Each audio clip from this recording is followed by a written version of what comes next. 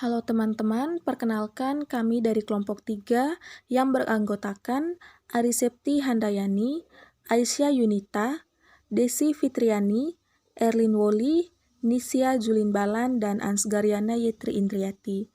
Pada hari ini kami akan mempresentasikan e-poster kami yang berjudul Cara Registrasi BPOM.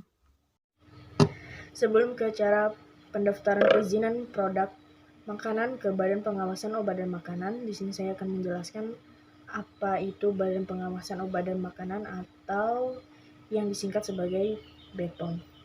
BPOM sendiri memiliki arti sebagai badan atau lembaga yang berwenang dalam mengawasi peredaran obat-obatan dan makanan yang ada di Indonesia. Berikut adalah cara mendaftarkan perizinan produk di e-BPOM. Yang pertama adalah masuk ke website e-BPOM, kemudian pilih menu registrasi akun, lalu klik baru untuk membuat akun baru pertama kali. Setelah itu akan diarahkan ke halaman pengisian formulir. Lalu isi sesuai data yang dibutuhkan seperti data perusahaan.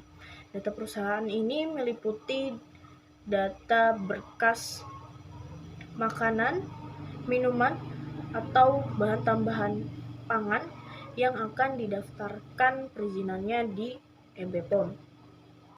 Selanjutnya, data pabrik.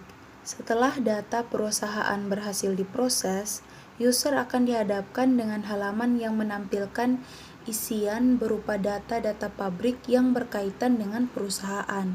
Salah satu contohnya adalah kolom nama pabrik, diisi dengan nama pabrik sesuai dengan akta atau izin usaha atau surat legal lainnya. Lalu tahap selanjutnya adalah memasukkan data PSB yang dimiliki oleh masing-masing pabrik lokal. Data PSB atau pemeriksaan sarana bangunan adalah syarat mutlak bagi para produsen atau importer yang akan mendaftarkan produk makanan atau minumannya ke BPOM. Petugas Balai Besar POM biasanya akan datang langsung ke lokasi pabrik atau gudang distributor untuk memeriksa sarana prasarana produksi, gudang dan kantor, memeriksa hygiene dan sanitasi, faktor penanganan hama, dan kelengkapan dokumen perusahaan untuk MD maupun ML. Oleh karena itu, untuk mengurus izin edar MD atau ML dari BPOM, harus melakukan pengajuan PSB terlebih dahulu. Upload semua file sesuai dengan dokumen yang dipersyaratkan. Selanjutnya, sampaikan hard copy dokumen yang dipersyaratkan milik perusahaan ke alamat yang tercantum di halaman registrasi. Tunggu hasil pemeriksaan apakah permohonan registrasi perusahaan Anda disetujui atau ditolak oleh petugas.